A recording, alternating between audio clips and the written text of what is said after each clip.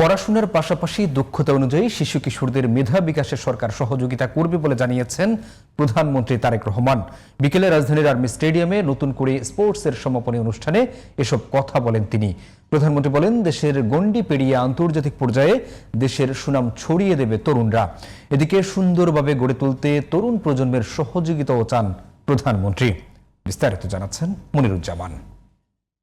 কেসারেন শেকড় থেকে শিখরে।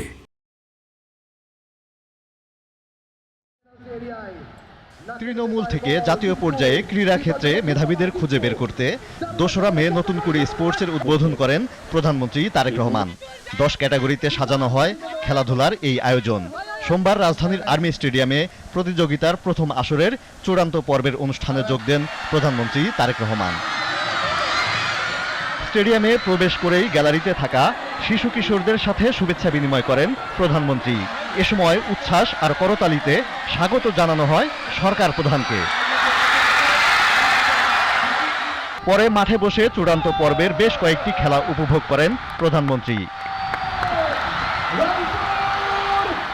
পুরস্কার বিতরণের আগে প্রধানমন্ত্রী তারেক রহমান বলেন, দেশকে আন্তর্জাতিক পর্যায়ে তুলে ধরতে প্রতিভাবান শিশু কিশোরদের পাশে থাকবে সরকার।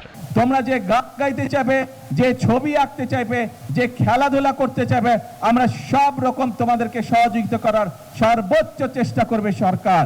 কিন্তু তোমাদেরকে সঠিকভাবে তোমাদেরকে গড়ে তুলতে হবে। তোমাদের দিকে বাংলাদেশের ভবিষ্যৎ তাকিয়ে আছে। বাংলাদেশ তোমাদের দিকে তাকিয়ে আছে। তোমরা যদি নিজেদেরকে গড়ে তুলতে পারো, আমরা একটা সুন্দর বাংলাদেশ গড়ে তুলতে পারবো। জাতীয় এবং আন্তর্জাতিক অঙ্গনে নিজেদেরকে প্রতিষ্ঠিত করতে সক্ষম হয়েছে। সেদিন আমাদের সকলের বুকটা আপনাদের সাথে, আপনারা যারা সহযোগিতা করেছেন, আপনাদের সাথে আমাদের সকলের বুকটা সেদিন ভরে উঠবে। মানবিক দেশ গড়তে প্রাণ ও প্রকৃতির যত্ন নিতে শিশু কিশোরদের প্রতি আহ্বান জানান প্রধানমন্ত্রী। কিছু কিছু মানুষ আছে যারা প্রকৃতির প্রতি, বিভিন্ন পশু পাখির প্রতি অত্যন্ত নির্দয় হয়। আজকে আমার সকল ছোট বন্ধুদেরকে আমি অনুরোধ করব, আসো আমাদের আশেপাশে যত কুকুর, বিড়াল, হাঁস, মুরগি, গরু, ছাগল, যত রকম পশু পাখি আছে, এদের যত্ন নেওয়ার আমরা চেষ্টা করব।